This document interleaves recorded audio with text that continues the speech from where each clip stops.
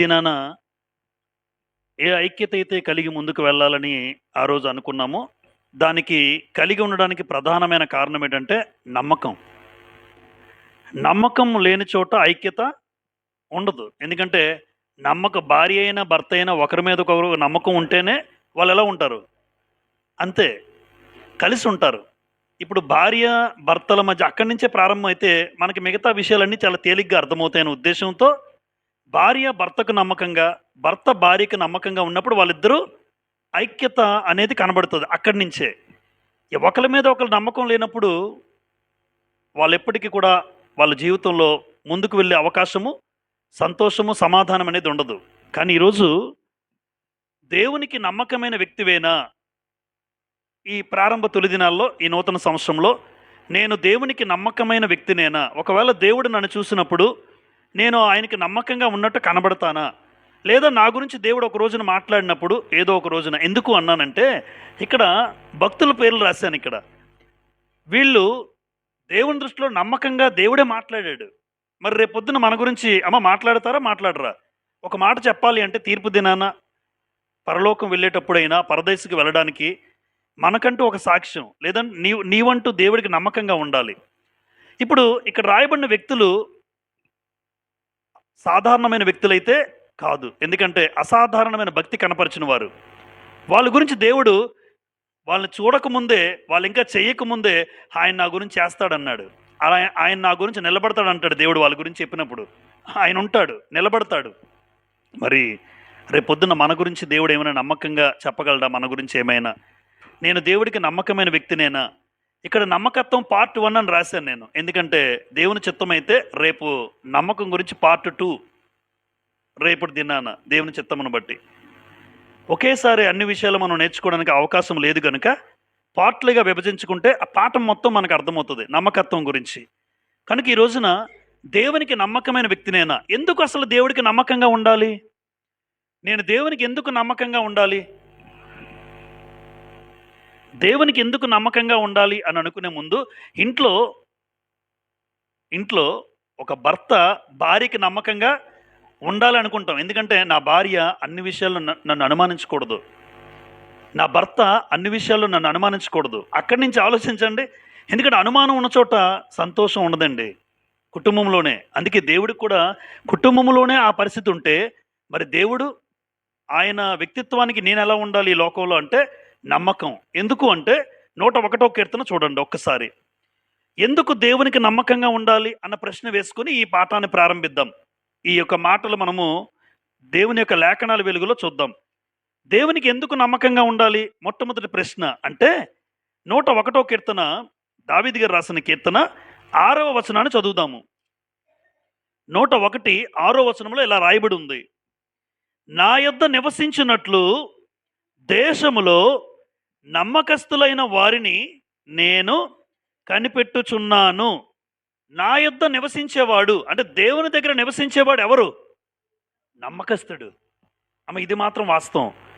దేవుని దగ్గర ఆయనతో ఉండాలి అంటే ఆ వ్యక్తిలో ఉండవలసినటువంటి క్వాలిటీ ఏంటంటే నమ్మకత్వం. అంటే దేవుడు నన్ను నమ్మాలి, దేవుడు నిన్ను నమ్మాలి. ఈ భూమి మీద బ్రతుకుతున్న మన కాలంలో ఎన్నోసార్లు నమ్మకాన్ని కోల్పోతాం మనం. కట్టుకున్న భార్య నమ్మదు నన్ను, కొన్నిసార్లు కట్టుకున్న భర్తే నమ్మడు నన్ను. అంటే అలాంటి పరిస్థితి బాధగా అనిపిస్తుంది. అనిపిస్తుంది, బాధ ఉండదమ్మా? భార్య నన్ను అనుమానిస్తుందంటే, ఒక భర్త నన్ను అనుమానిస్తున్నాడంటే బాధ అనిపిస్తుంది. మరి దేవుడు ఎందుకు నమ్మకత్వాన్ని కోరుకున్నాడంటే ఆయన దుఃఖపడతాడు నువ్వు నమ్మకంగా ఉండకపోతే. భూమి మీద బ్రతుకుతున్న భార్యాభర్తలే ఒకరి పట్ల ఒకరు నమ్మకంగా లేకపోతే నా భార్య ఎలా అనేసింది, మనసంతా బాధగా ఉంది అనిపిస్తుంది. ఆ భర్త బాధపడతాడు. అందుకే అనే ముందు ఒక్కసారి నీ భర్త ఎలాంటోడో నువ్వు తెలుసుకో, నీ భార్య ఎలాంటిదో నువ్వు తెలుసుకో. మాట అనడం తేలికే, కానీ ఆ మాటను మళ్ళీ వెనక్కి తీసుకోలేవు. నా భర్త దేవునిలో ఎలా ఉంటున్నాడు, దేవుని కొరకు ఏం చేస్తున్నాడు, దేవుని విషయాల్లో ఎలా బ్రతుకుతున్నాడు, ఎంత ఆసక్తి కలిగి ఉన్నాడు అని ఒక్కసారి భార్యాభర్తలు అనుకుంటే నమ్మకత్వం అనేది తెలుస్తుంది. అందుకే ఒకవేళ నేను కూడా దేవుడికి కనుక నమ్మకంగా లేకపోతే ఎవరు బాధపడతారు నన్ను చూసి? దేవుడికి అంతే బాధ. అంటే దేవుడు కనబట్టలేదు కాబట్టి మనుషులుగా మనకు బాధ లేదు. కానీ ఎదురెదురుగా ఉన్నాం కాబట్టి భార్యాభర్తల బాధ నీకు అర్థమవుతుందే. మరి దేవుడు కూడా నువ్వు నమ్మకంగా లేకపోతే ఆయన బాధపడతాడు. ఎందుకంటే ఆయన విలువ పెట్టి కొనబడినవారు. మనందరము కూడా క్రీస్తు రక్తముతో కొనబడినవాడు. అమ్మ కొనుక్కున్నాడు. కొనుక్కున్న వ్యక్తి, ఆ కొనుక్కున్న వ్యక్తికి నేను ఎలా ఉండాలి? నమ్మకంగా ఉండాలి. ఎందుకంటే నన్ను నన్ను విలువ పెట్టి కొన్నాడు గనుక. దయచేసి మన జీవితంలో కూడా నన్ను కొనుక్కున్న వ్యక్తి నన్ను చూసి నమ్మకంగా ఉన్నామని చెప్పాలి. అందుకే నమ్మకమైన మంచి దాసుడు అంటాడు యేసుప్రభు. నమ్మకమైన మంచి దాసుడిగా మనం ఉంటే ఒక రోజున ఆయనే పొగుడుతాడు. లేకపోతే చెడ్డ దాసుడు అని కూడా అంటాడు. ఇప్పుడు నా యొద్ద నివసించినట్లు నమ్మకస్తులైన వారిని నేను కనిపెడుతున్నాను అన్నాడు. అంటే దేవుని దగ్గర నివసించేవాడు ఖచ్చితంగా ఎలా ఉండాలి అంటే, నమ్మకం లేని వారు పరలోకానికి వెళ్ళరు అని కూడా అర్థమవుతుంది ఈ మాట బట్టి. ఎందుకు ఆయన దగ్గర ఏమవ్వాలి ఇక్కడ అన్నాడు? నివసించడం. నివసించడం అంటే ఆయనతో కలిసి ఉండడం. ఆయనతో కలిసి ఉండేవాడు ఎలాంటి వాడని చెప్తున్నాడు? నమ్మకస్తులు. అంటే భూమి మీద నీకు ఇచ్చిన ఆయుష్కాలం ఎంతో మీకు తెలియదు, నాకు తెలియదు. మనకిచ్చిన ఆయుష్కాలంలో ఒకవేళ ఇంతవరకు 2025 సంవత్సరాలు చూసేసాం, ఏదో గడిచిపోయింది. ఇకనైనా నా బ్రతుకులో ఒక నమ్మకమైన వ్యక్తిగా నేను ఉండాలి. దేవుడికి నమ్మకమైన వ్యక్తిగా ఉండేవాడు ఇంట్లో కూడా నమ్మకంగా ఉంటాడు. దానికి గురించి సెపరేట్ చెప్పక్కర్లే. ఒక భార్యకో ఒక భర్తకో మనం ఎవరికి కూడా చెప్పనక్కర్లే. ఎందుకు? నువ్వు దేవునికి నమ్మకంగా ఉంటే దేవుడే నువ్వు ఎంత నమ్మకంగా ఉన్నావో ఇంట్లో తెలియజేస్తూ ఉంటాడు. కాబట్టి దేవుని దగ్గర నివసించేవాడు నమ్మకస్తుడై ఉండాలి. నమ్మకస్తుడు కాకపోతే, దేవుడికి నమ్మకమైన వ్యక్తివి కాకపోతే నువ్వు ఎప్పటికీ కూడా పరలోకానికి వెళ్ళడానికి అవకాశమే లేదు. ఇప్పుడు నమ్మకమైన వ్యక్తులు గ్రంథంలో కొంతమంది ఉన్నారు. వారు తమ నమ్మకాన్ని ఎలా వ్యక్తపరిచారో మనకు అర్థమైతే మనం కూడా భవిష్యత్తులో ఇక్కడున్నటువంటి భక్తులకు ఏవైతే వచ్చాయో అలా నేను కూడా ఉండగలను. ఎందుకు? ఈయన నమ్మకత్వంగా ఉన్నాడు. ఈయన నమ్మకత్వం. వాళ్ళు తమ నమ్మకత్వాన్ని దేవుడికి ఎలా ప్రూవ్ చేసుకున్నారు, లేదా దేవుడు వారిని నమ్మకస్తులుగా ఎలా ఎంచాడు? ఒక్కసారి యోబు ఆయన జీవితాన్ని మనం చూసినప్పుడు యోబు గ్రంథం 1:8లో యోబు గ్రంథం దేవుడు ఎలా యోబు గారిని నమ్మకస్తుడు అని ఎంచాడు దేవుడు. యోబు గ్రంథం 1:8 చూడండి. అందుకు యెహోవా, నీవు నా సేవకుడైన యోబు సంగతి ఆలోచించితివా? అతడు యథార్థవర్తనుడును న్యాయవంతుడునై దేవుని యందు భయభక్తులు కలిగి చెడుతనము విసర్జించిన వాడు భూమి మీద అతని వంటి వాడు ఎవడునూ లేడు అని ఈ మాట ఎవరు చెప్పారమ్మా? సాక్షాత్తు దేవుడే చెప్పాడు. ఎలా అంటే ఆయన బ్రతికిన బ్రతుకు, భూమి మీద ఆయన బ్రతికిన బ్రతుకును బట్టి దేవుడు చెప్తున్నాడు. అపవాదితో చెప్తున్నాడు, అపవాది సాతానా, నా సేవకుడిని యోబు ఎలాంటోడు తెలుసా? నీకు తెలియదు కదా, చెప్తాను చూడు. ఎలాంటోడు తెలుసా? యథార్థవంతుడు, న్యాయవంతుడు. దేవుడంటే నేనంటే పడిచేస్తాడు, నేనంటే భయభక్తులు ఉన్నాయి. చెడుతనము కక్కేశాడు.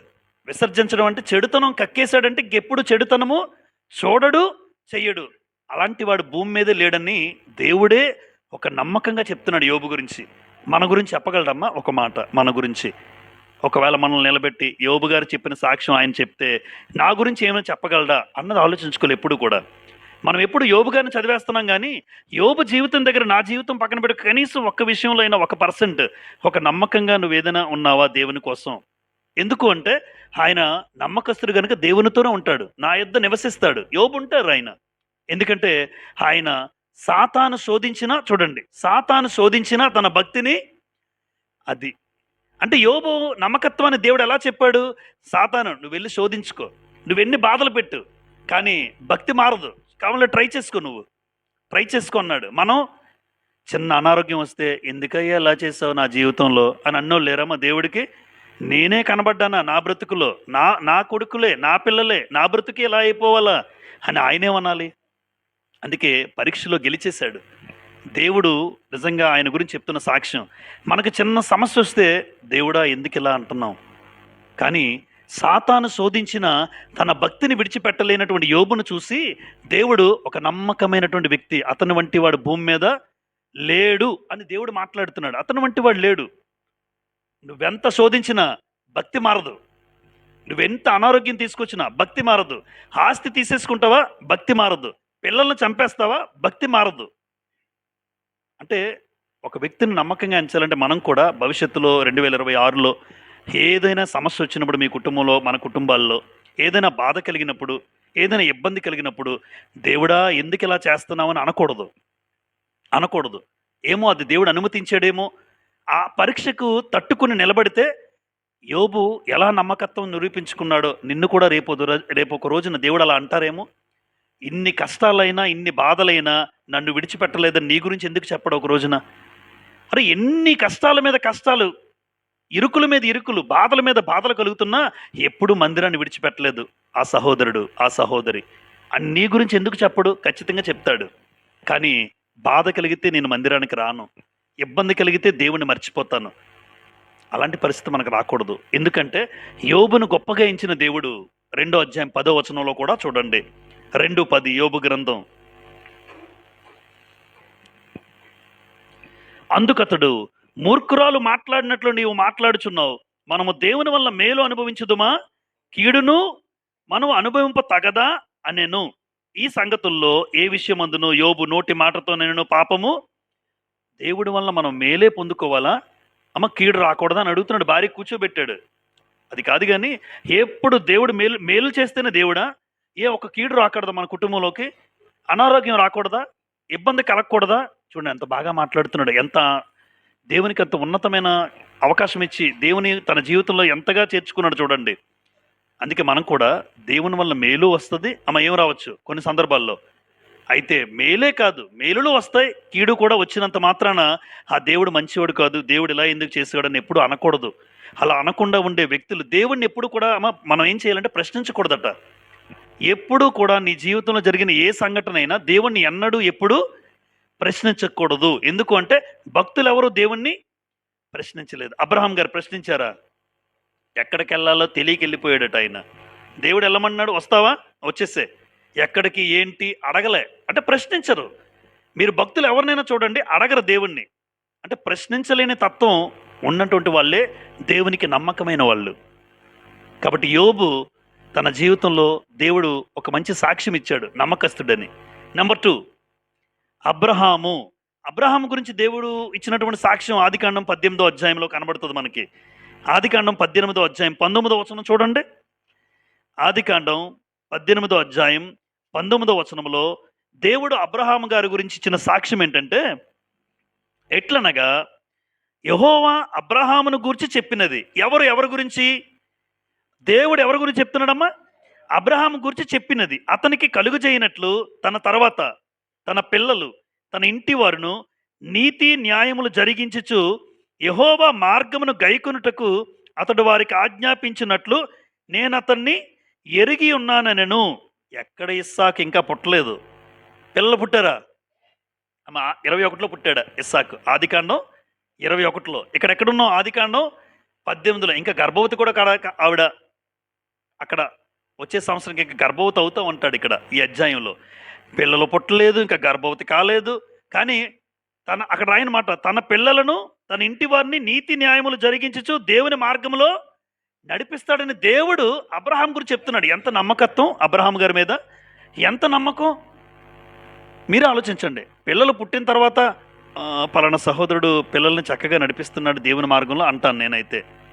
పలానా సహోదరి కూడా చక్కగా నడిపిస్తున్నారు అంటాం. పిల్లలే లేరు, భవిష్యత్తులో ఇతనికి పిల్లలు ఇంకా రాలేదు, ఆ గర్భవతి కూడా కాలేదు తల్లి. అబ్రహాం గురించి దేవుడు చెప్తున్న మాట, తన పిల్లలను ఇంటి వారిని దైవభక్తిలో పెంచుతాడు. ఎవరు అంటే ఎంత మంచి సాక్ష్యం చూడండి. ఈరోజు మన గురించి కూడా మనం కూడా ఒక నా పిల్లలను నా భార్యను నా కుటుంబాన్ని ఖచ్చితంగా దైవికమైన విధానంలో పెంచుతాడు అన్న సాక్ష్యం పొందుకోవాలి. నీ గురించి సాక్ష్యం పొందుకోవాలి. నీవు వస్తున్నావు, నీ భార్య నీ పిల్లలు అలా దేవుని మార్గంలో నడిపించగలిగే పరిస్థితుల్లో నీ గురించి నా గురించి దేవుడు చెప్పగలడా? ఎందుకు లేనప్పుడే అబ్రహాం గురించి దేవుడు సాక్ష్యం ఇస్తున్నాడంటే మన గురించి కూడా నమ్మకత్వంగా ఉండాలి. అందుకే దేవునికి నమ్మకమైన వ్యక్తివేనా ఈయన నమ్మకస్తుడే. కాబట్టి తన పిల్లలు ఇంటి వారిని దైవభక్తిలో పెంచుట అనేది పుట్టకముందే చెప్తున్నాడంటే మన జీవితంలో కూడా నేను కూడా అబ్రహాం గురించి నేర్చుకున్న తర్వాత మనం నేర్చుకోవాల్సిన పాఠం ఏంటంటే దైవికమైన విధానంలో పిల్లల్ని పెంచాలి. అలా పెంచితే ఖచ్చితంగా పలానా వ్యక్తిని చూపించి ఈయన గ్యారంటీ దైవికంగా పెంచుతాడు అన్న ఒక్క సాక్ష్యం మనం పొందుకోవాలి దేవుడి దగ్గర నుంచి. ఖచ్చితంగా పెంచుతాడు. పిల్లల్ని గాలికి వదిలేడు, పిల్లల్ని ఏదో ఒక విషయంలో బయటకు వదిలేడు. ఖచ్చితంగా ఆయన ఉంటాడు, ఆ కుటుంబం ఉంటాడు, ఆ పిల్లలను కూడా దైవికమైన విధానంలో పెంచుతాడు అని అబ్రహాం గురించి చెప్పిన దేవుడు రేపొద్దున మన గురించి ఎందుకు చెప్పకూడదు?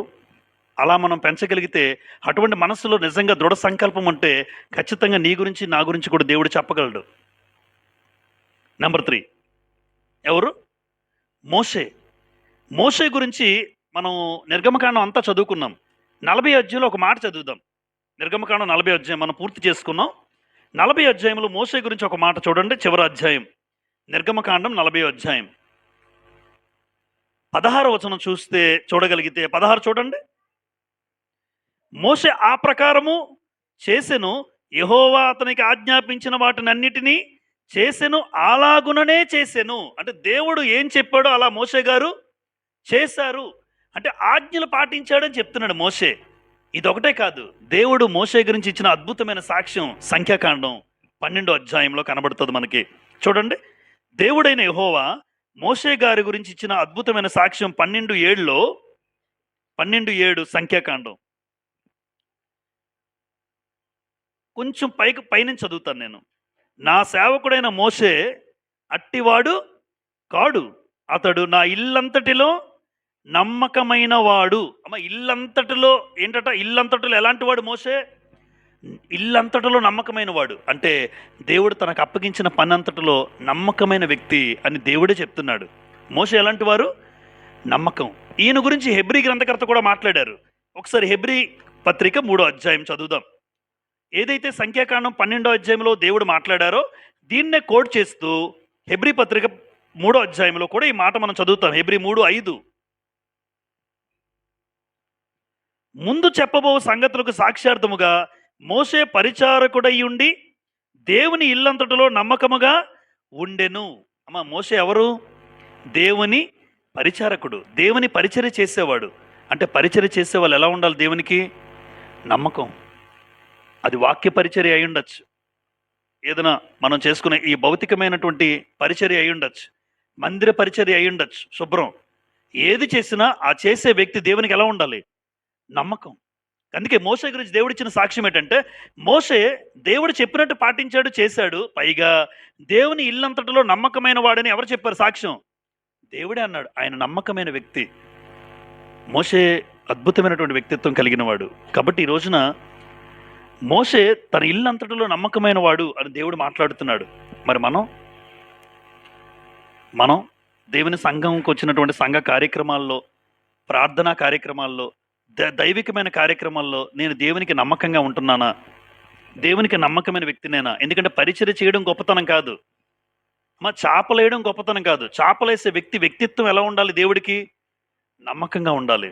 మనం ఏ పరిచర్య చేసినా నమ్మకమైనటువంటి పరిచర్య చేస్తేనే ఆయన నమ్మకస్తులుగా ఎంచి ఆయన దగ్గరికి తీసుకెళ్తాడు. అందుకే మోషే దేవుని ఇల్లంతటిలో ఒక నమ్మకమైనటువంటి వ్యక్తిత్వం కలిగిన వాడు. అలాగే సమూయేలు ఎవరికి పుట్టారు? ఈయన హన్నా, ఎల్కానా. హన్నా, ఎల్కానాకు పుట్టిన సమూయేలు గురించి ఒక మాట దేవుడు ఎలా మాట్లాడారంటే, సమూయేలు చూడండి, 1 సమూయేలు 2వ అధ్యాయంలో సమూయేలు కూడా నమ్మకమైన యాజకత్వం జరిగించాడని ఆ మాట మాట్లాడతాడు. చూడండి, 1 సమూయేలు గ్రంథం 2:35. 1 సమూయేలు గ్రంథం 2:35 చూడండి.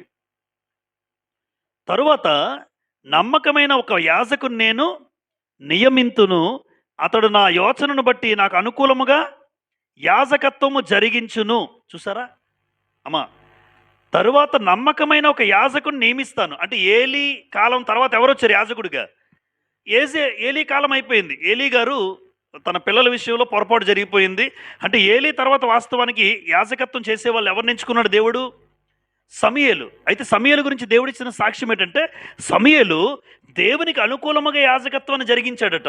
అనుకూలము అంటే దేవునికి ఎలా అయితే ఇష్టమో, దేవునికి ఏదైతే ఇష్టమో ఆ యాజకత్వం జరిగించాడు. మరి ఏలీ కుమారులు ఇష్టం లేని యాజకత్వం జరిగించారు. ఎందుకంటే నైవేద్యం పెట్టినప్పుడు కూడా ముందే తీసుకుంటున్నారు వచ్చి వీళ్ళు. పైగా మందిరంలో ఉన్న స్త్రీలతో వ్యభిచారం చేశారట. మందిరానికి వచ్చిన స్త్రీలతో వాళ్ళిద్దరూ వ్యభిచారం చేశారు.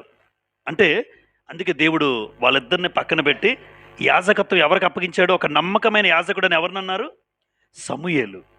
నా కోసం అనుకూలమైన యాజకత్వం నాకు ఇష్టమైనట్టుగా జరిగిస్తాడు సమూయేలు. చిన్నప్పటి నుంచి ఎక్కడ పెరిగాడమ్మా? అంతే. మీ పిల్లల్ని కూడా చాలాసార్లు చెప్తుంటాను. చిన్నప్పటి నుంచి మందిరంలో పెంచాలి. చిన్నప్పటి నుంచి 92 కీర్తనలో ఉంటుంది ఒక మాట. 92 కీర్తన 13 వచనంలో ఉంటది. వారు తమ దేవుని మందిరములో నాటబడిన వారై ఆయన ఆవరణములలో వర్ధిల్లుదురు అంటాడు. అంటే దేవుని మందిరంలో పిల్లలు నాటబడితే భవిష్యత్తులో ఏమవుతారు? వర్ధిల్లుతారు. చిన్ననాటి నుండి కూడా పిల్లల్ని మందిరానికి తీసుకొస్తూ ముందుకు నడిపించండి. సమూయేలు చిన్నప్పటి నుంచి మందిరంలో పెరిగాడు.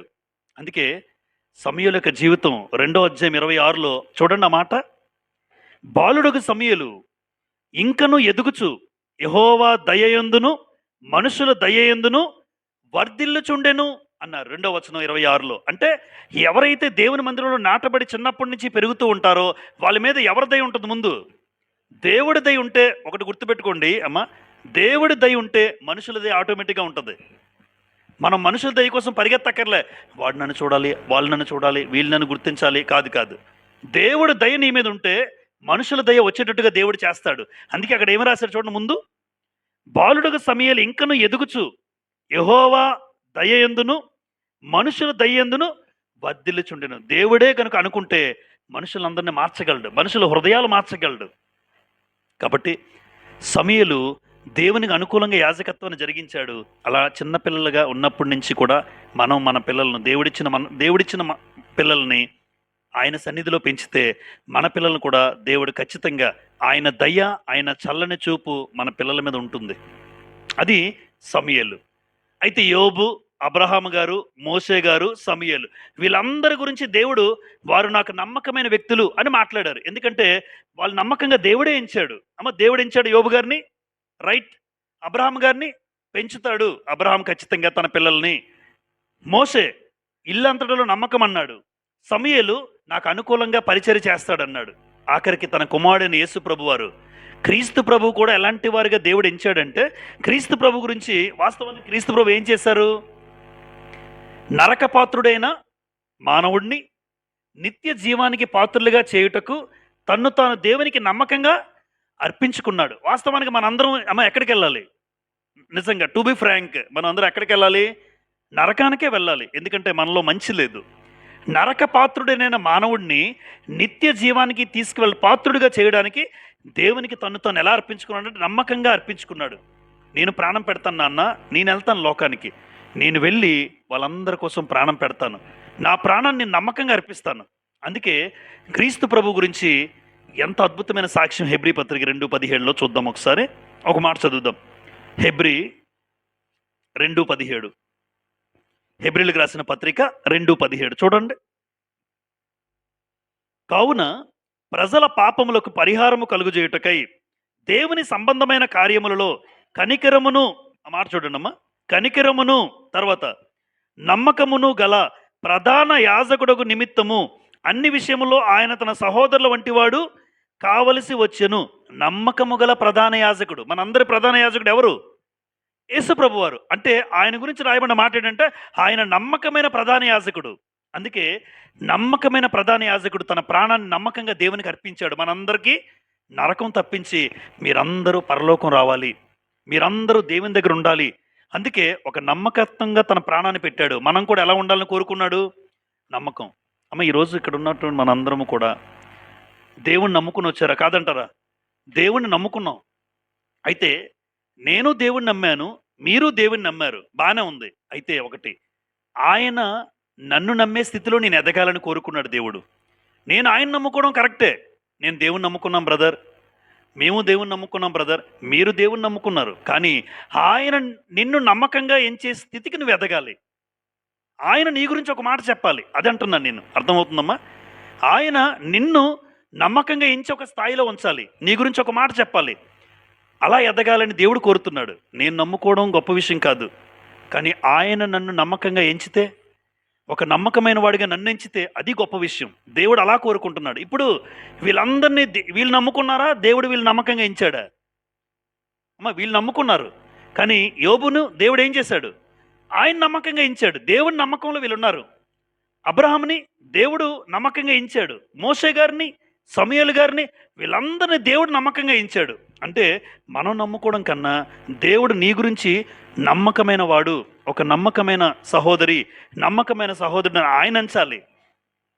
3:6 హెబ్రీ 3:6.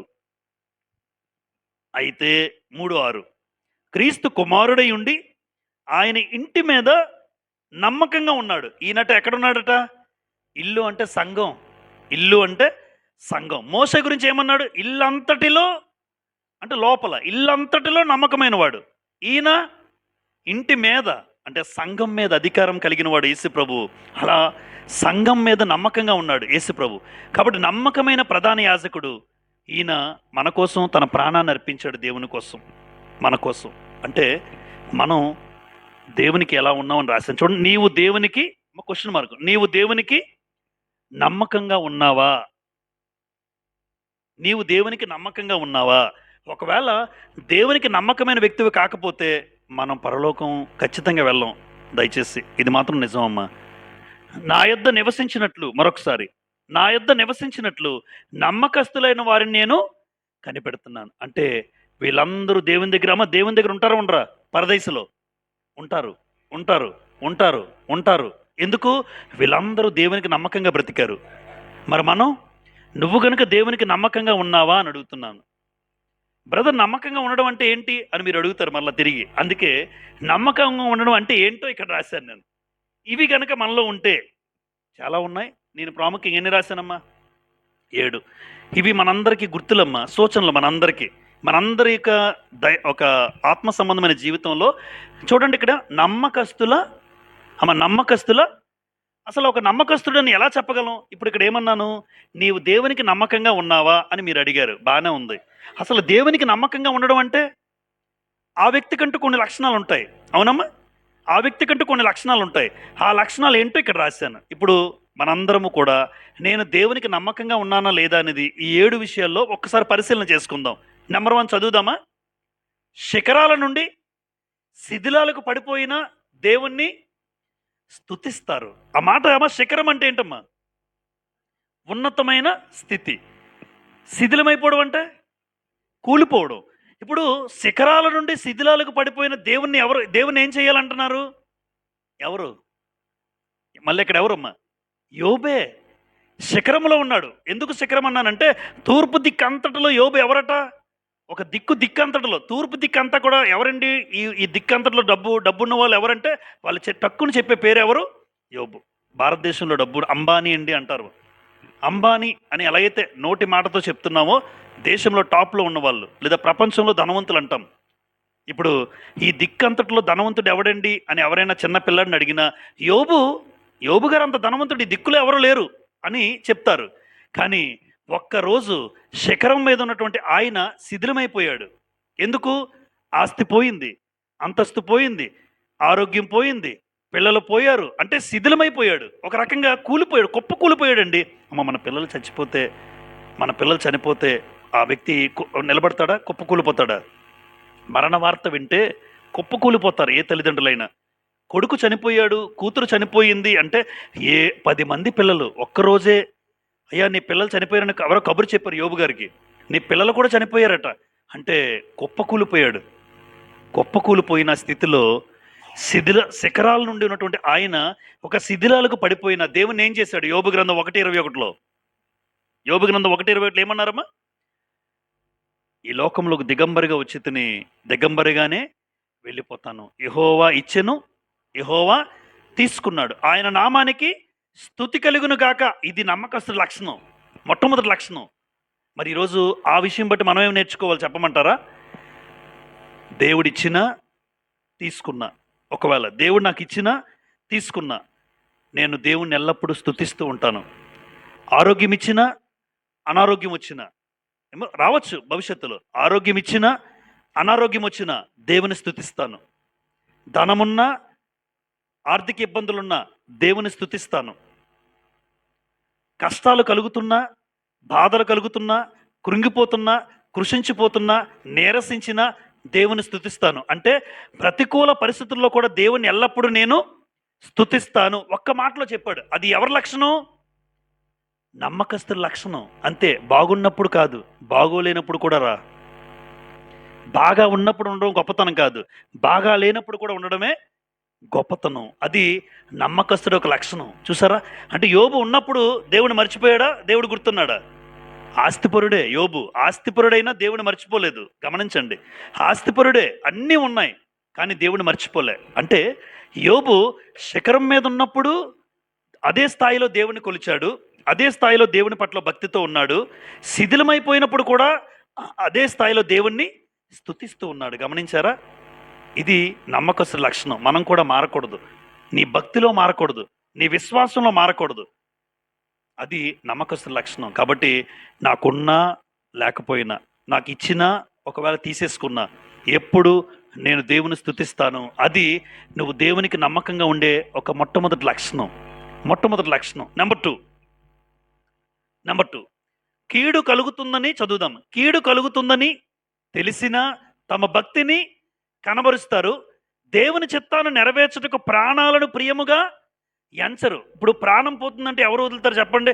బాబు దేవుడు ఎందుకండి బాబు, నమస్కారం మీకు, ప్రాణం బతికితే చాలు, ప్రాణం ఉంటే చాలు, ఏదైనా బతుకుతాను, ఈ దేవుడు కాకపోతే ఇంకొక దేవుడు, షిఫ్ట్ అవుతాను అంతే.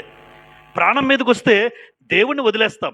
ప్రాణం మీదకి వస్తే దేవుణ్ణి మర్చిపోతాం. ఆ దేవుడు కాదండి. పేతురు గారు ఏమన్నారు? పేతురు గారి ప్రారంభ జీవితం తర్వాత ఆయన భక్తి గొప్ప భక్తిది, గొప్ప విశ్వాసం. పేతురు గారిని కించపరచట్లే. కానీ ప్రారంభం ఆ యేసుప్రభుతో తిరిగే శిష్యులు నువ్వు కూడా ఒకడవు కదా అని అడిగితే యేసు ఎవరో నాకు తెలియదు ఎందుకన్నాడు. ఆయన బొంకాడు 3 సార్లు, ముమ్మారు బొంకాడు పేతురు. ఎందుకు? ప్రాణం మీద తీపి. కాదంటారా? ప్రాణం మీద తీపి. ఎందుకంటే ఎవరు చంపేస్తారో, ఎవరు కొట్టేస్తారని యేసు ఎవరో తెలియదు అనేసాడు ముందు. కానీ అదే పేతురు తలకిందులుగా సిలువ వేసుకున్నాడు. నా ప్రభువుకి ఎలా వేశారు కదా, నన్ను తలకిందులుగా వేయండి, కాళ్ళు పైకి చేతుల కిందకి. అంత గొప్ప అపోస్తలుడిగా పేరుగాంచాడు. కానీ ప్రాణం మీదకి వచ్చేసరికి భక్తి సడలిపోయింది. ప్రాణం మీదకి వచ్చేసరికి భక్తి మారిపోయింది. కానీ ఇక్కడ కీడు కలుగుతుందని తెలిసినా తమ భక్తిని ఏం చేస్తారటమ్మా? భక్తిగా జీవిస్తారు. దానియేలు గ్రంథం 3వ అధ్యాయం 17వ వచనం. దానియేలు గ్రంథం 3వ అధ్యాయం 17వ వచనం. 7 అగ్నిని రెడీ చేశారు. 7 అగ్ని. నెబుకద్నెజరు ప్రతిమ బొమ్మ వచ్చి పెట్టారు ముందున. ఆ బొమ్మకి ఎవరైతే మొక్కరో వారందరినీ 7 అగ్నిలో వేసేయండి అంటే 3 మిగిలిపోయారు. షద్రకు, మేషకు, అబేద్నెగోలు. 3:17లో వాళ్ళు ఏమంటున్నారు చూడండి.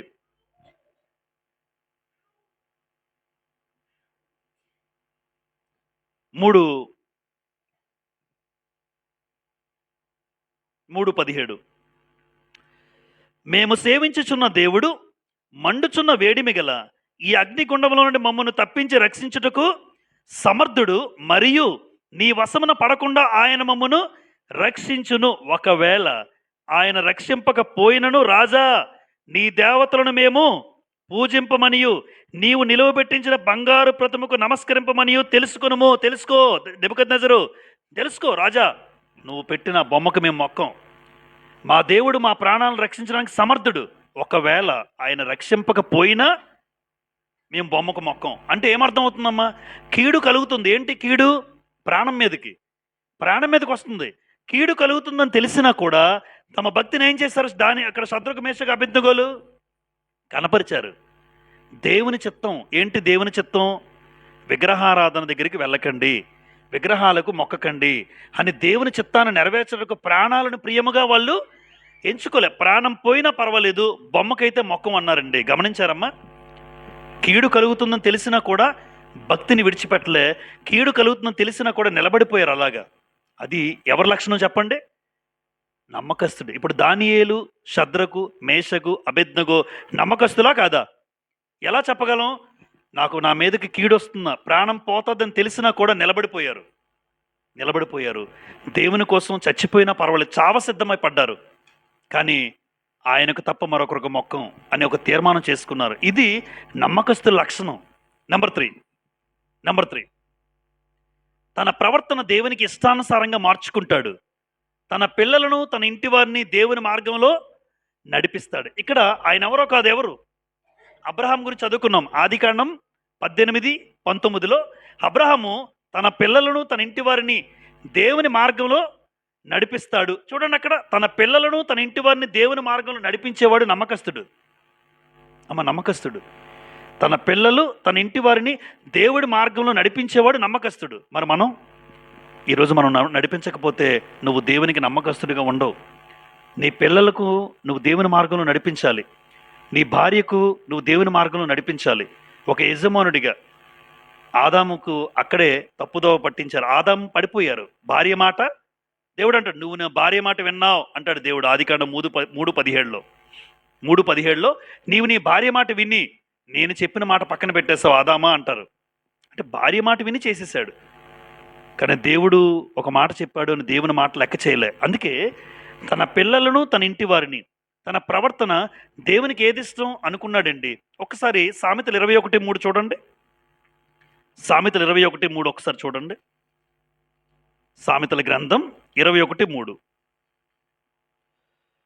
నీతి న్యాయములు అనుసరించి నడుచుకునుట బలులు అర్పించుట కంటే యెహోవాకు ఇష్టము అన్నాడు. చూడండి అందరూ సామెతలు 21:3.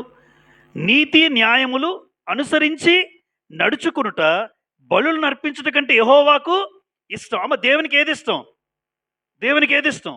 నీతి న్యాయములు. ఇప్పుడు ఆదికాండం 18-19 ఇందాక చదివాం మేము. అక్కడ ఒక మాట కనబడింది, తన పిల్లలను తన ఇంటి వారిని నీతి న్యాయముల్లో నడిపిస్తాడని దేవుడే సాక్ష్యం ఇచ్చాడు. అంటే దేవునికి ఏది ఇష్టం అని ఒక భర్త తెలుసుకోవాలి. కుటుంబంలో యజమానుడు దేవునికి ఏది ఇష్టం? నీతి న్యాయములు. అయితే నా పిల్లలను కూడా నీతి న్యాయములు పెంచుతాను, నా పిల్లలను దేవుని మార్గంలో నడిపిస్తాను. ఇది ఒక నమ్మకస్తుడి లక్షణం. నమ్మకస్తుడి లక్షణం. అమ్మ మీరు చూడండి, మీ పిల్లలకి ఎలాగైనా ఇవ్వండి, ఎంతైనా పెంచండి, ఎంతైనా చదివించండి, కానీ దేవుని మార్గంలో నడిపించకపోతే దేవుడు మనల్ని నమ్మకస్తుడు కాదంటాడు. అబ్రహాం ఏం చేస్తాడు? ఎందుకు నమ్మకస్తుడని చెప్తున్నాను మీకు అని దేవుడు అంటాడు. ఎందుకు నమ్మకస్తుడు అంటే నాకు ఏది ఇష్టమో చూశాడు అబ్రహాం. ఏది ఇష్టం దేవుడికి? సామెతలు 21:3 నీతి న్యాయములు. ఏదైతే దేవుడికి ఇష్టమో అది పట్టుకున్నాడు. నా పిల్లల్ని కూడా నీతి మార్గంలో నడిపిస్తాను. అది ఒక నమ్మకస్తుడి లక్షణం. ఒక తండ్రిగా, తల్లిగా మనం అలా అది పట్టుకోవాలి. దేవుని ఇష్టాన్ని ఎవరైతే నెరవేరుస్తారో అది ఒక నమ్మకస్తుడి లక్షణం. అది అబ్రహాం గారి జీవితంలో చాలా స్పష్టంగా కనబడుతుంది. తన ఇంటి వారిని, తన పిల్లల్ని కూడా నీతి న్యాయంలో నడిపిస్తున్నాడంటే ఆయన ఒక నమ్మకస్తుడు. కానీ ఈరోజు తల్లిదండ్రులుగా నేను కూడా నమ్మకస్తుడిగా ఉండాలి అంటే ఇది మనకు కూడా ఉండాలి. తన పిల్లలను, తన ఇంటి వారిని కూడా దేవుని మార్గంలో నడిపించాలి. నెంబర్ 4, దేవుడిచ్చిన తలాంతులను కాపాడుకుంటూ ఏం చేసుకోవాలి? వృద్ధి చేసుకోవాలి. చాలామంది పాడు చేసుకుంటారమ్మా. చాలామంది నిజంగా చెప్తున్నాను, దేవుడు టాలెంట్స్ ఇస్తాడు. ఇక్కడ మీ అందరికీ టాలెంట్స్ ఉంటాయి, అందరికీ టాలెంట్స్ ఉంటాయి. కానీ టాలెంట్ ఏంటో తెలుసుకోవాలి నువ్వు. దేవుడు అంటాడు మన టాలెంట్ ఏదో అమ్మ నువ్వు తెలుసుకోవాలి. కొంతమంది అంటారు వచ్చినా సరే ఎందుకులేండి, అక్కడికి వెళ్ళి చెప్పడం, అక్కడికి వెళ్ళి పాడడం ఎందుకు, దేవుని మందిరంలో ఏదో చేయడం ఎందుకు అని అనుకుంటారు కొంతమంది చులకనగా. కాదు. దేవుడు ప్రతి వ్యక్తికి ఏదో ఒక టాలెంట్ ఇస్తాడు. మనం అనుకుంటాం దేవుడు అన్యాయస్తుడు అవుతాడు. ఒకవేళ నాకేది రాదండి అనకూడదు. ఏదో ఒకటి నీలో ఉంటుంది. అయితే నువ్వు తెలుసుకోవాలి. నేను దేవుని ఎలా తెలుసుకోవాలి? నేను దేవుని మందిరం కోసం ఏం చేయగలను అని నేను అనుకోవాలి, మీరు అనుకోవాలి. వ్యక్తిగతంగా అనుకోండి, ఏదైనా చేయగలరు. ఆయన వయసు ఎంతండి? 73. ఈ సమయంలో ఏం చేయాలి? వాస్తవానికి నిజంగా లోకంలో అయితే కొడుకు ఏదో సంపాదిస్తాడు, మనవలతో ఆడుకుంటూ, వాళ్ళతో కాలక్షేపంగా చూసుకుంటూ, వాళ్ళని నవ్విస్తూ కవ్విస్తూ వాళ్ళు బయటికి వెళ్తుంటే ఆ పిల్లలను మనవల్ని ఏదో చూసుకునే వయసు అది. దేవునికి నమ్మకంగా నేను ఉండాలి అన్న భావన కలిగిన పరిస్థితిని బట్టి నాకు ఇచ్చిన టాలెంట్ ఏంటి, నేనేం చేయగలను అని ప్రశ్నించుకుంటే నేను ఏదో ఒకటి దేవుని మందిరంలో చేయాలి. ఎందుకంటే నాకు ఆ తలాంతు నేను చేయగలను. వయసును లెక్క చేయకుండా ఆయనైనా మనమైనా ఎవరైనా నీకు ఇచ్చిన టాలెంట్ ఏదో ఒకటి నువ్వు దేవునికి చెయ్యాలి అనుకోవాలి, కానీ ఏదో ఒకటి చేయగలవు. కానీ మనకు ఆ ఆలోచన లేనప్పుడు దేవునికి ఏది చేయలేం.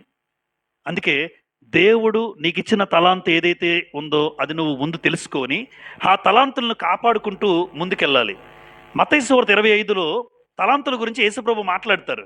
చూడండి, మత్తయి సువార్త 25వ అధ్యాయం మత్తయి సువార్త 25వ అధ్యాయం తలాంతుల గురించి మాట్లాడతాడు ప్రభు అయిన యేసు. 14 నుంచి ఉంటుంది ఈ భాగం అంతా. 14 నుంచి చివరి వరకు 30వ వచనం వరకు ఉంటుందమ్మా. 14 నుంచి 30 మత్తయి సువార్త 25వ అధ్యాయంలో ఒక ఆయన వెళ్ళిపోతూ ఒక ఆయనకి 5 తలాంతులు ఇచ్చాడట, ఒకనికి 2, ఒక ఆయనకి 1 ఇచ్చాడట. ఈ 5 తలాంతులు ఇచ్చి బాబు ఇగో మీకు ఈ తలాంతులు ఇచ్చాను, మీరు బాగా దీన్ని అభివృద్ధి పరచండి అన్నాడు. 5 తలాంతులు ఇచ్చిన వాడేమో మరలా వచ్చాడు. లెక్క చూసుకోవడానికి వస్తాడా? వచ్చాడట. ఏ యజమానుడైతే అప్పగించి వెళ్ళిపోయాడో మరలా వస్తాడు. యేసుప్రభు మరలా వస్తారు. రెండో రాకడలో వస్తాడు ఆయన. వచ్చినప్పుడు నీ టాలెంట్ ఏం చేసావు, నీకున్న టాలెంట్తో కొంతమందిని తయారు చేసావా అని అడుగుతాడు నన్ను. ఏమీ లేదండి, నేనే చెప్పుకున్నాను, ఎవరికి నేర్పించలేదు, ఎవరికి ఏం చెప్పలేదు అంటే నన్ను అడుగుతాడు. అంటే నాకున్న కొద్దిపాటి సామర్థ్యాన్ని బట్టి నీ నీ నీ తర్వాత తయారు చేసావా అని అడుగుతాడు. లేదండి, ఎవరిని తయారు చేయలేదు, ఫెయిల్ అయిపోయావు నువ్వు, అంతే, నువ్వు ఫెయిల్. నీకు ఇచ్చిన టాలెంట్ ఏంటి, నీకున్న టాలెంట్ తెలుసు కదా, దాన్ని ఎంతమందికి షేర్ చేసావు, ఎంతమందికి పంచావు? ఒక్కరూ లేరా? 5 తలాంతులు ఇచ్చిన వాడు ఏం చేశాడమ్మా? మరొక 5, 2 ఇచ్చిన వారికి మరొక 2 చేశాడు. కానీ 1 ఇచ్చిన వాడికి ఏం చేశాడు? దాచిపెట్టుకున్నాడు. ఇప్పుడు ఎవరికి చెప్పకపోతే, ఎవరికి చేయకపోతే, నీకు పాటలు వస్తే పాడించి కొంతమందికి నేర్పించాలి. లేదంటే సువార్త చేయగలవా? కొంతమందిని తీసుకెళ్ళి ప్రేరేపించాలి. లేదా సువార్త పరిచయంలో పాంప్లెట్స్ మీరు ఇవ్వగలరా డబ్బులు? అవి కొట్టించి సేవకుడితో మీరు బయటకు పంపించవచ్చు. అంటే ఏదో ఒక టాలెంట్ ఉంటుంది మనిషికి. ఆ టాలెంట్ని ఖచ్చితంగా ఉపయోగించాలి. ఉపయోగించకపోతే దేవుడు ఏమంటాడో చెప్పమంటారా? 26వ వచనం. ముందు 21 చదువుదాం. 21 మత్తయి సువార్త 25:21. అతని యజమానుడు, భలా నమ్మకమైన మంచి దాసుడా, నీవి కొంచెములో నమ్మకంగా ఉంటివి, నిన్ను అనేకమైన వాటి మీద నియమించెదను. చూసారమ్మా, అమ్మ, కొంచెంలో నమ్మకంగా ఉన్నవాడు అనేకమైన వాటి మీద దేవుడు ఏం చేస్తాడు? అందుకే అంటున్నాను, పిల్లలు ఉంటారు కదా ఇక్కడ ఇంట్లో పిల్లలు, అమ్మ నాన్న డబ్బులు ఇస్తే, బాబు చూస్తున్నారు వింటున్నారా పిల్లలారా, రూపాయి కూడా ఇచ్చేయండి, మీరు ఆ రూపాయి ఇచ్చేయండి, రేపు పొద్దున్న మీకు 1000 రూపాయలు ఇస్తారు మీ చేతిలోకి. ఆ రూపాయి కూడా ఎంత మిగిలిందో నాకు తెలుసు అంటుంటారు కొంతమంది. వాడికి 100 రూపాయలు ఇచ్చాను, ఎంత అవుద్దో తండ్రికి తెలుసు, తెలియదేంటి? ఆడికి ఒకసారి పరీక్షిస్తాడు. 100 రూపాయలు ఇస్తే అయిపోయింది నాన్న, ఏదేదో అంటాడు, అయిపోయింది అంతే. కానీ మనం పట్టించుకో. కానీ 100 రూపాయలు అయిందా నాన్న, 91 రూపాయలు అయింది, ఇగో 9 రూపాయలు నాన్న అని ఎవరైనా అన్నోళ్ళు ఉన్నారా? ఎవరైనా అన్నోళ్ళు ఉన్నారా? అంటే కొంచెంలో నమ్మకంగా ఉంటే అనేకమైన వాటి మీద ఏం చేస్తాడు దేవుడు? నియమిస్తాడు. కొంచెంలో నమ్మకంగా ఉండకపోతే వీడికి పెద్దది ఇస్తే ఇంకా పాడు చేస్తాడు. ఈ కొంచెంలోనే నమ్మకంగా లేడు కాబట్టి పెద్దది వేస్ట్ వీడికి, వీడు తప్పిస్తాడు అనమాట. చూసారా, అవకాశం కోల్పోయాను నేను అవకాశం కోల్పోయాను. అదే కొంచెంలో నమ్మకంగా ఉంటే, యోసేపు ఇంట్లోకి ఎలాగెళ్ళాడు తెలుసమ్మా? పోతీఫర్ ఇంట్లోకి బానిస, ఏదికి పెడితే తొడాలి, చెయ్యాలి. యోసేపు పొజిషన్ అది, బానిసగా వెళ్ళాడు. కానీ పోతీఫర్ చూస్తున్నాడు, చాలా బాగా చేస్తున్నాడు, ఎక్కడ వస్తువులు అక్కడే ఉన్నాయి, తన కష్టమైనా తీసుకోవట్లేదు, ముట్టుకోవట్లేదు. పోతీఫర్ అబ్జర్వ్ చేశాడు. అంటే దేవుని కృపను బట్టి అనుకోండి, పోతీఫర్ అబ్జర్వ్ చేసి ఆ ఇంటి మీద విచారణకర్తగా పెట్టాడట. నువ్వు ఉండాలి, ఎందుకంటే నువ్వు పనులు చాలామంది ఉన్నారు పోతీఫర్కి. కానీ అంతమంది పనులు 20 మందో 30 మందో, అందులో ఈయన బెస్ట్ కనబడుతున్నాడు, బాగా చేస్తున్నాడు పని, నమ్మకంగా ఉంటున్నాడు, అందరిలా చేయట్లేదు.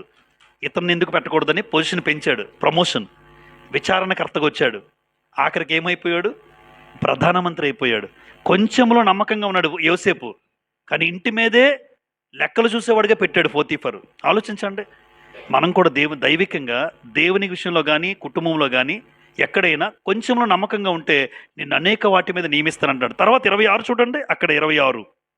అందుకు అతని యజమానుడు వారిని చూచి, సోమరివైన చెడ్డదాసుడా, నేను విత్తన చోట కోయేవాడు, చల్లని చోట పంట కూర్చుకున్నవాడు నీ వెరుగుదువా అని మాట్లాడి చివరికి 30లో, మరియు పనికి మాలిన ఆ దాసుని వెలుపడి చీకట్లోనికి త్రోసేయండి, అక్కడ ఏడుపు పండ్లు కొరుకుట, ఆ నరకంలో పడేయండి అన్నాడు. ఇంతకీ ఎందుకు నరకంలో పడేశారు?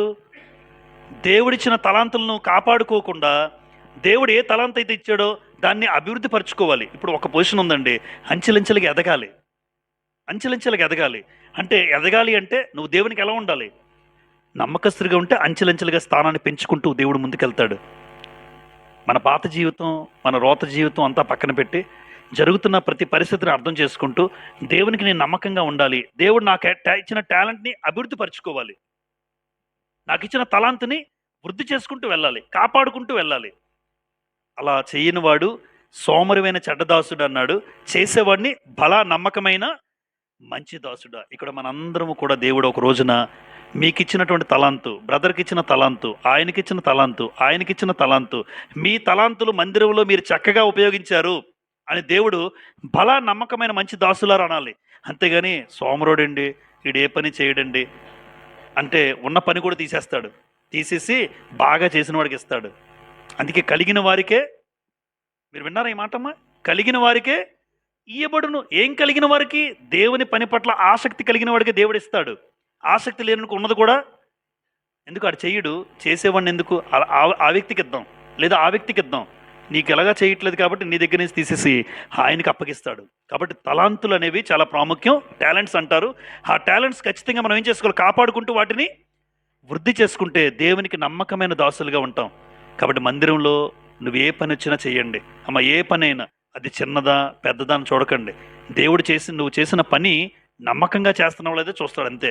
చెప్పులు స్టాండ్ దగ్గర ఉన్న నమ్మకంగా చేస్తాడు ఆయన. ఎవరు చెప్పులు పోవు అంటే అర్థం ఏంటి? అక్కడ అప్పగించిన పని బాధ్యతగా చేశాడు. అరే చెప్పులు కాపలా కాస్తున్నాడు అని చూడకూడదు, అది కాదు. చెప్పులు కాపలా కాసినా పని బాధ్యతగా చేశాడు, దేవుడు మెచ్చుకుంటాడు.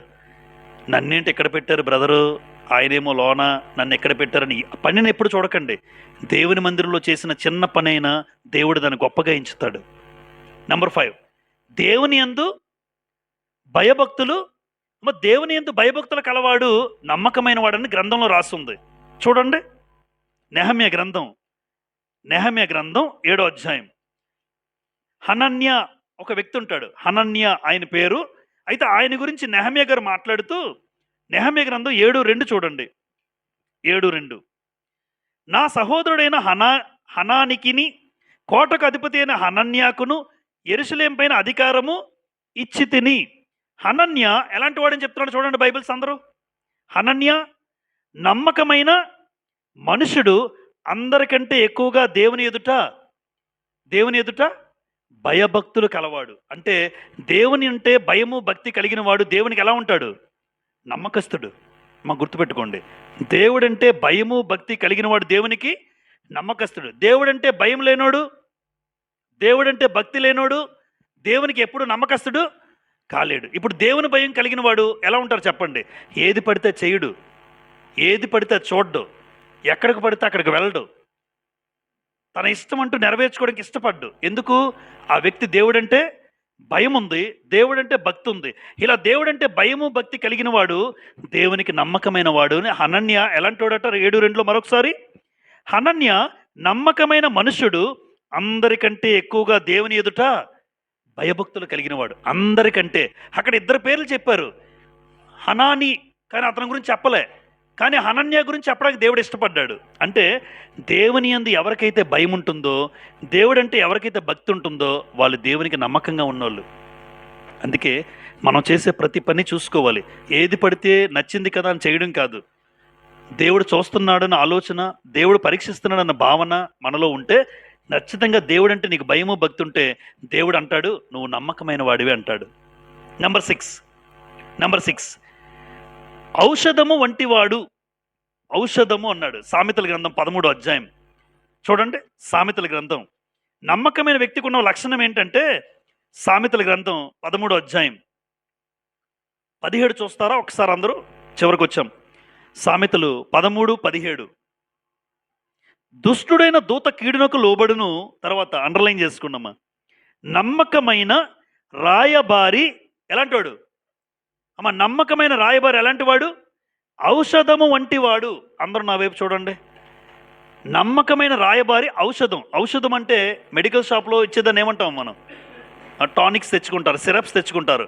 అంటే ఔషధం, మందు. అది వేసుకుంటే మనకున్న బాధ పెరుగుతుందా తగ్గుతుందా? గుడ్. ఔషధం వేసుకుంటే బాధ తగ్గుతుంది. ఇది ఎంత వాస్తవమో, ఒక నమ్మకస్తుడు ఎలా ఉంటాడంటే నీ బాధను తగ్గించేవాడు అయి ఉండాలి, బాధను పెంచేవాడు కాదు. పక్కనే వస్తాడు. యోబు గారికి వచ్చారు స్నేహితులు ఎంతమంది? ఎలీఫజు, జోఫరు, బెల్దదు వచ్చి కూర్చున్నారు. కూర్చున్నోళ్ళు యోబు గురించి యోగక్షేమాలు మాట్లాడాలి కదా. నువ్వేదో తప్పు చేసావు యోబు, అందుకే నీకు ఇలా చేశాడు దేవుడు. ఎలా ఉంది చెప్పండి మీరు? నువ్వేదో పాపం చేసావు, లేకపోతే నీ పిల్లలు ఎందుకు తీసుకుంటాడు దేవుడు? నీ ఆస్తి ఎందుకు పోద్ది? నీకెందుకు నడినెత్తి మొదలుకొని అరికాలు వరకు ఎందుకు ఈ కురుపులు? ఎందుకు చీంకారుతుంది? ఎందుకు ఇంత భయంకరమైన జీవితం? నువ్వేదో పాపం చేసావు. యోబు ఎలా బతుకుతున్నాడు యోబుకి తెలుసు, దేవుడికి తెలుసు. ఆ మాటలకు ఎలా ఉంటుంది? పుండు మీద చెప్తారు మీరు. అలాగే ఉన్న మరి పుండు మీద కారం చల్లితే కోపం పెరుగుతుంది, బాధ కలుగుతుంది. అరే ఎందుకురా వీళ్ళు వచ్చారు నా గురించి? కనీసం ఒక్కడంటే ఒక్కడు కూడా పరామర్శించడానికి వెళ్ళి హాస్పిటల్కి వెళ్ళి డాక్టర్ గారు ఇప్పుడే చెప్పారు మీరు అట్టించి అట్టేయట కదా, అంటారమ్మా? చచ్చిపోయిన పరిస్థితుల్లో ఉన్నా ఏం లేదు డాక్టర్ గారు ధైర్యంగా మీరు ఖచ్చితంగా ఇంటికి వస్తారట, మరలా మీరు బ్రతుకుతారు, మరలా మీరు సంతోషంగా మా అందరితో మనం ఉంటాం అనే అంటాం మనం. ఎందుకంటే ఆ మాట కొంచెం బూస్ట్ అవుద్ది, కొంచెం సంతోషంగా ఉంటాడు. కనీసం ఆ మాట బట్టేనా అమ్మయ్య అన్న ధైర్యం వస్తుంది. ఇప్పుడు నమ్మకమైన రాయబారి ఎలాంటి వాడు అంటే ఔషధం వంటి వాడు. అంటే నీ బాధను తగ్గించేవాడే నమ్మకస్తుడు. నీ బాధను పెంచేవాడు. ఒకవేళ స్నేహితులు ఎవరైనా మీకు ఉంటే టెస్ట్ చేసుకోండి. వాడు ఒక మంచిగా నా బాధను తగ్గిస్తున్నాడా, నా వేదన తగ్గిస్తున్నాడా, నా బాధను పెంచుతున్నాడా? పెంచేవాడు నమ్మకస్తుడు కాదు. అరే నీకున్న బాధలో కూడా నీ పక్కన అండగా ఉంటారు చూసారా, వాళ్ళు నమ్మకస్తులు. వాళ్ళు నమ్మకస్తులు. మన కుటుంబాల్లో చాలామంది చూడండి, మన బాధల్లో ఇబ్బందుల్లో ఆదరిస్తూ ఉంటారు, మనకు సహాయం చేస్తూ ఉంటారు, మనల్ని బలపరుస్తూ ఉంటారు. వాళ్ళు నమ్మకస్తులు నీకు. అలాంటి వాళ్ళు ఎప్పుడు వాళ్ళు నీ తోడుగా ఉండాలి. అలాంటి భావన మనకు ఉండాలి. అందుకే నమ్మకమైన రాయబారి ఔషధం వంటివాడు. బాధను తగ్గించేవాడు, నన్ను బలపరిచేవాడు, నన్ను ముందుకు నడిపించేవాడు, నన్ను ప్రోత్సహించేవాడు నమ్మకస్తుడు. చివరిగా సంగతి దాస్తాడట. చూడండి సామెతలు 11:13. సామెతలు 11:13 చివరి వచనం, 11వ అధ్యాయం 13వ వచనం. కొండగాడై తిరుగులాడువాడు పరుల గుట్టు బయట పెట్టును, నమ్మకమైన స్వభావం గలవాడు సంగతి ఆమె ఏం చేస్తాడు? సంగతి దాస్తాడు. ఇప్పుడు ఒక కుటుంబంలో ఒక విషయం నాకు తెలిసిందండి, 10 మందికి చెప్పేశాను. ఆ కుటుంబంలో విషయం నాకు తెలిస్తే 10 మందికి చెప్పాను. నేను ఆ కుటుంబానికి ఎలాంటి వాడిని? కొండిగాడిని. రాశారు అక్కడే. కొండిగాడు పరుల గుట్టు ఏం చేస్తాడట? బయట పెడతాడు. వాళ్ళే పాపం బాధల్లో ఉన్నారు, వాళ్ళ కుటుంబంలో జరిగిన సమస్యకు ఏడుస్తూ ఉన్నారు, దుఃఖపడుతున్నారు. ఇప్పుడు అది తీసుకెళ్ళి వాళ్ళకి చెప్పి వీళ్ళకి చెప్తే దేవుని దృష్టిలో ఆ వ్యక్తులు ఎలాంటి వాళ్ళు కాదమ్మా? నమ్మకస్తులైతే కాదు. ఇప్పుడు ఆల్రెడీ బాధపడుతున్నారు, దుఃఖంలో ఉన్నారు. అంటే సంగతి దాస్తాడట. ఆల్రెడీ ఏడుస్తూ కుటుంబంలో నష్టపోయి ఉంటే మరలా మరొకరికి చెప్పుకొని ఆడు కొండిగాడు కాదు. పరుల గుట్టు బయట పెడుతున్నావు, పరుల కుటుంబంలో గుట్టు బయట పెడుతున్నావు. కానీ అక్కడ రాసిన మాట చూసారా? నమ్మకమైన స్వభావం గలవాడు సంగతి దాస్తాడు. ఇప్పుడు బాగా అర్థం అవడానికి, నా కూతురే తప్పు చేసిందండి, నేను మైక్లో చెప్తానా, గుండెల్లో దాచుకుంటానా? జనరల్గా నా కూతురే తప్పు చేసింది, నా కొడుకే తప్పు చేశాడండి, నేను ఇగో అమ్మా నా కూతురు చూడు ఏం చేస్తుందో, నా కొడుకు ఏం చేశాడో తెలుసా, నా కూతురు ఏం చేసి తెలిసిందా అని చెప్పడు, గుండెల్లో దాచుకుంటాడు బాధతోనే. మరి ఆ మాట మరొకరికి తెలిసినప్పుడు వేరే కుటుంబం, ఈరోజు మనందరం ఐక్యత గురించి మాట్లాడుతూ ఆదివారం చెప్పాను, మనందరం ఒక కుటుంబం అన్నాడు. కుటుంబం అయితే మరి ఆయన కుటుంబంలో జరిగిన సంగతి నేను 10 మందికి రచ్చ చేసి చెప్తున్నానంటే నేను దేవునికి నమ్మకమైన వాడినా? ఆ కుటుంబంలో జరిగిన బాధను బట్టి ఆ వ్యక్తి కోసం నేను ప్రార్థన చేస్తాను. ఎందుకంటే ఆల్రెడీ ఏడుస్తున్నాడు కూతురును బట్టి, ఆల్రెడీ ఏడుస్తున్నాడు కొడుకును బట్టి. అలాంటి పరిస్థితులు బట్టి అందరికీ చెప్పుకొని సంగతి దాచుకుని ఆ వ్యక్తి ఎలాగైతే గుండెల్లో పెట్టుకున్నాడో నేను కూడా ఆ సమస్యను 4 గోడల మీద ఉంచుకొని ఆ కుటుంబం కోసం ప్రార్థన చేస్తాను, ఆ చెల్లి కుటుంబం కోసం ప్రార్థన చేస్తాను, ఆ అక్క కుటుంబం కోసం ప్రార్థన చేస్తాను. అంతేగాని ఆ అమ్మాయి గురించో అబ్బాయి గురించో పంచాయతీకి తీసుకెళ్లి 10 మందికి చెప్పుకుంటే దేవునికి నమ్మకమైన వ్యక్తిత్వం కలిగిన వారమైతే కాదు. అందుకే నమ్మకమైన స్వభావం కలిగిన వాడు సంగతి దాస్తాడు. ఈరోజు నా కుటుంబంలో జరిగి ఉండొచ్చు, రేపు పొద్దున్న మీ కుటుంబంలో జరగచ్చు. అలా అని చెప్పి అందరికందరూ అలా ప్రవర్తిస్తే ఇంకా నమ్మకత్వంకి విలువే ఉందో చెప్పండి? ఆ వ్యక్తి నమ్మకమైన వ్యక్తి ఎప్పటికీ కాలేడు. దేవుని కూడా అదే అన్నాడు. అందుకే నమ్మకమైన రాయబారి ఔషధం లాంటోడు అన్నాడు. నమ్మకమైన స్వభావం కలిగిన వాడు సంగతి దాస్తాడు. ఆ కుటుంబం ఏడుస్తున్నారు కదా, నేను ప్రార్థన చేస్తాను. అప్పుడు నీ కుటుంబంలో నీ బిడ్డల జీవితాలను చక్కదిద్దుతాడు దేవుడు, ఒక అద్భుతంగా నడిపిస్తాడు. అలా చేయడానికి అవకాశం ఉంది. కాబట్టి దేవునికి నమ్మకమైన వ్యక్తివేనా? నమ్మకత్వం గురించి ఈరోజు నా యొద్ద నివసించినట్లు దేవుడు నమ్మకస్తులైన వారిని మాత్రమే కనిపెడుతున్నాడట. నమ్మకస్తులు కొంతమందిని గ్రంథంలో నేను చూపించాను. ఇక్కడ వీళ్ళు ఏ విషయంలో నమ్మకంగా ఉన్నారో ఆలోచన చేస్తాం. దేవుడు వారి గురించి చెప్పినప్పుడు ఈరోజు ఇక్కడ ఉన్నటువంటి ఎంతమంది అయితే ఉన్నామో, అమ్మ ఈ మాటలు ఎంతమంది అయితే విన్నారో నా గురించి కూడా దేవుడు ఒక మాట చెప్పాలి. భూమి మీద బ్రతికినంత కాలం ఆ వ్యక్తి నా పరిచర్యలు కానీ లేదా ఒక విశ్వాసిగా కానీ నమ్మకంగానే ఉన్నాడు. అలా నమ్మకంగా ఉంటే ఆ వ్యక్తికి ఉన్నటువంటి లక్షణాలు ఎలా ఉంటాయో ఈరోజు కొన్ని చూసాం మనం. దేవునికి నమ్మకస్తులుగా ఉండేవారి లక్షణాలు ఇవి. ఈరోజు ఆ 7లో నీలో ఎన్నున్నాయి, నాలో ఎన్నున్నాయి, ఒక్కసారి ఎవరికి వాళ్ళు హృదయపూర్వకంగా పరీక్షించుకుందాం. నాలో ఉన్నాయా? లేవా? ఒకవేళ లేకపోతే 2026లోనైనా నేను అలాంటి లక్షణాలు కలిగి దేవునికి నమ్మకస్తుడిగా నేను కనబడతాను. అదే నా గురి. అదే నా గమ్యం. అదే నా లక్ష్యం. అలాంటి ఆలోచనతో ముందుకు వెళ్ళాలని ప్రేమపూర్వకంగా నన్ను నేను హెచ్చరించుకుంటూ మీకు మనవి చేస్తూ ఉన్నాను. అందరికీ ప్రభుపేట వందనాలు చెల్లిస్తున్నాను.